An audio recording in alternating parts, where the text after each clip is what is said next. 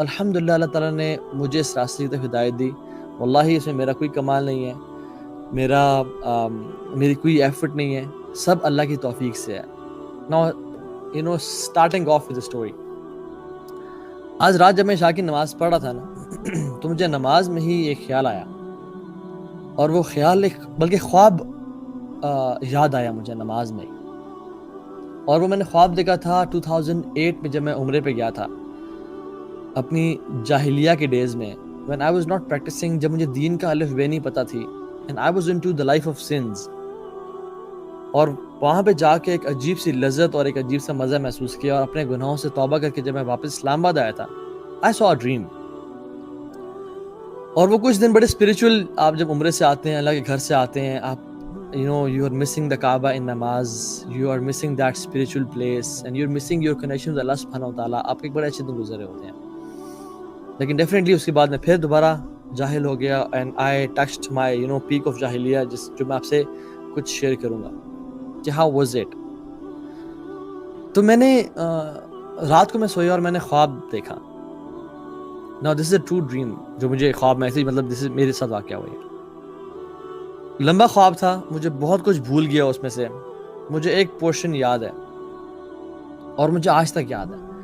اور مجھے بلکہ بیچ میں بھول بھی چکا تھا, لیکن مجھے آج عشاء کی نماز میں اس کا وہ یاد دوبارہ آیا. اور وہ یہ کہ چونکہ میں کعبہ گیا اور میں گناہوں پہ بہت رویا اور ندامت اختیار کی کہ اللہ میں کس لائف میں پڑ چکا ہوں اور میں کن گناہوں میں پڑ چکا ہوں, مجھے تو نکال, مجھے تو استقامت دے.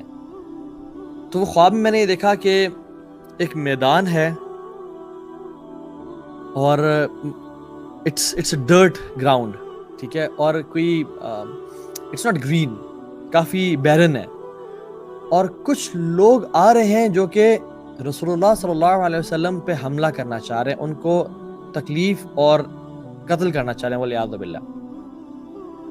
تو وہ لوگ آ رہے ہیں اور میرے پیچھے رسول اللہ صلی اللہ علیہ وسلم ہے,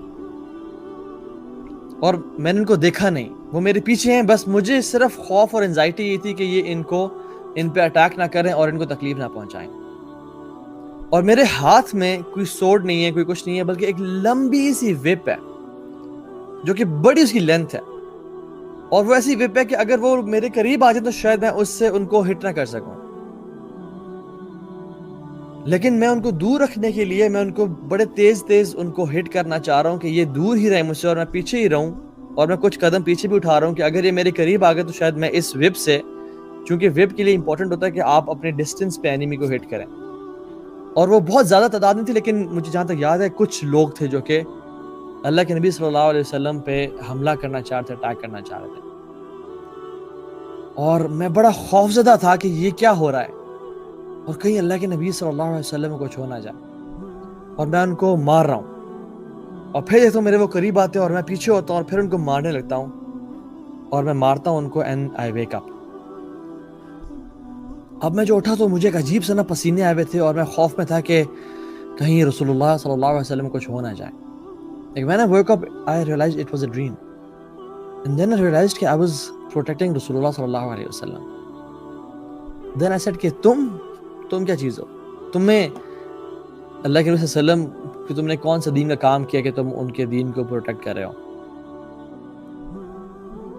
And I didn't see the Prophet صلی اللہ علیہ وسلم, and this was it. اور میں بھول بھی گیا, اور جب میں گناہوں کی زندگی میں پڑ گیا اور بہت ڈیپ چلا گیا ان کے اندر, تو میں نے کہا مجھے اس طرح کا خواب کیوں آئے گا.